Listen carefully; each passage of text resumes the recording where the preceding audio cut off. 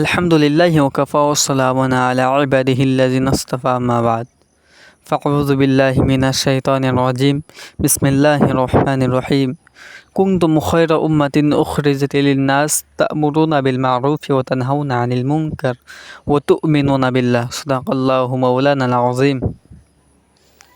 মুহতারাম দোস্ত বুজুর্গ, আল্লাহ তাবারক ওয়া তাআলার অশেষ মেহেরবানিতে আমাদের সকলের উপর আসরের 4 রাকাত নামাজ ফরজ ছিল।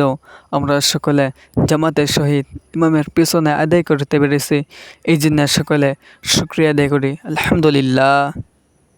নামাজের পর আল্লাহ পাক রব্বুল আলামিন আমাদের সবাইকে দিন নিয়ে একটি কাজে এবং দিন নিয়ে একটি মজমার মধ্যে বসবার তৌফিক দান করেছে। মাসের জন্য যেমন পানি জরুরি, দিনের জন্য ঠিক তেমনিভাবে দাওয়াত তেমনই জরুরি। যদি দাওয়াত দেওয়া না হয় তাহলে দিন ধ্বংস হয়ে যাবে। দাওয়াত থাকলে দিন থাকবে, দিন থাকলে দুনিয়া থাকবে। দাওয়াত না থাকলে দিন থাকবে না, আর দিন না থাকলে দুনিয়া থাকবে না।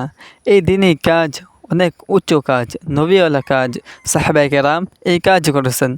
আর আমাদের আখির নবী মুহাম্মদুর রাসূলুল্লাহ সাল্লাল্লাহু আলাইহি সাল্লাম আমাদের সবাইকে এই দিনই কাজের দায়িত্ব বা জিম্মাদারি পালন করতে হবে। কোনো ব্যক্তি দিনের কাজের জন্য মসজিদ থেকে বের হয়ে জমিনে কেউ পা রাখে, আল্লাহ পাক রব্বুল আলামিন তার আমল নামায় শেষত করে নেকি দান করবেন এবং শেষত করে গুনাহ মাফ করে দেবেন। সুবহানাল্লাহ। তো একটা জামাতের দুইটা অংশ থাকবে, একটা অংশ মসজিদের ভিতরে থাকবে আর একটা অংশ মসজিদের বাইরে থাকবে। মসজিদের বাইরে যে 4 কিসিমে 4 প্রকারের লোক থাকবে, সেখানে একজন রাহাবর ভাই থাকবেন। তিনি রাস্তা থেকে নিয়ে যাবেন এবং সামনে যে মুসলমান ভাইকে পাওয়া যায় তাকে কাজ করে ফারিক করে মুতাকাল্লিম ভাইয়ের হাতে তুলে দেবেন।